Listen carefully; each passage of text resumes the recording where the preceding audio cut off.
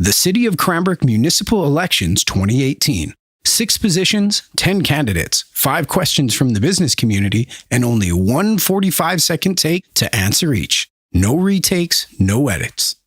Question 1. If elected, what are your top 3 priorities? I think first off, planned growth and development.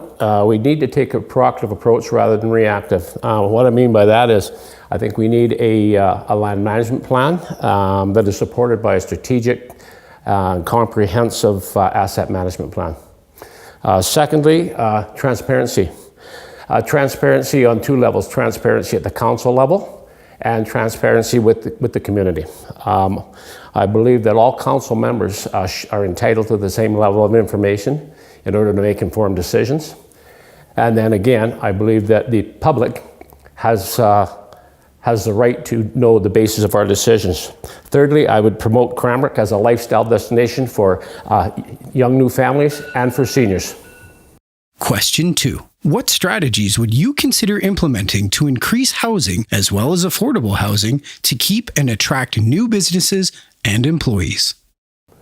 First off, I think council has very limited control over the housing market in general. However, the city does has some impact through taxation, and we could have impact by being business friendly and supporting new and existing business. I think we probably need to look at more starter homes to support the families coming in. If we're going to be on the lower end, we're going to have to start looking at more high density. Possibly we could provide more zoning for secondary suites. And I guess at the end of the day, we want to ensure that we've got efficient zoning and approval process. Question 3.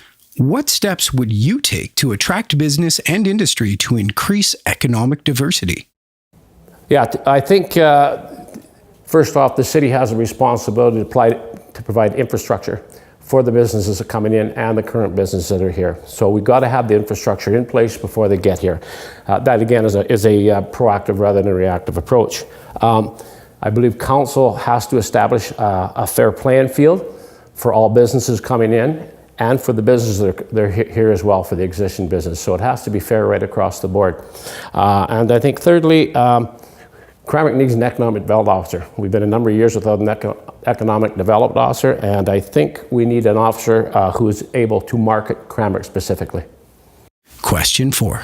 What do you see as the biggest fiscal challenges for the City of Cranbrook, and how should they be addressed?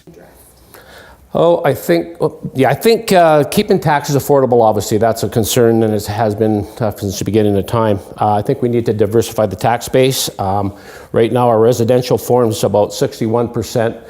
Our business forms about 36%, so that leaves about 3% for utilities and industrial. So we have to get that industrial rate up for sure. Typically, commercial pays about 2.5 times what the residential does, and again, industrial pays that much higher again than the commercial. So we need to broaden that tax base. I think infrastructure deficit is going to be a problem, and that's not just roads, that's water, sewer, parks, and facilities. With growth, we may be looking at. Question 5. What is your perspective on the best ways to collaborate with the business community and organizations to ensure a sustainable and prosperous future for our community? I guess number 1, eliminate red tape. That's I know it's a bit of a difficulty with our current business owners. I think we need to be at the table with the business groups and associations. We could look at the possibility of forming focus groups to work on specific business issues or topics. Thirdly, I think that city staff that currently works individually with the different businesses, we should continue making sure that our staff is effectively working with the businesses one-on-one. Video production powered by Artistic Media Productions in collaboration with eno.ca and the Cranbrook Chamber of Commerce.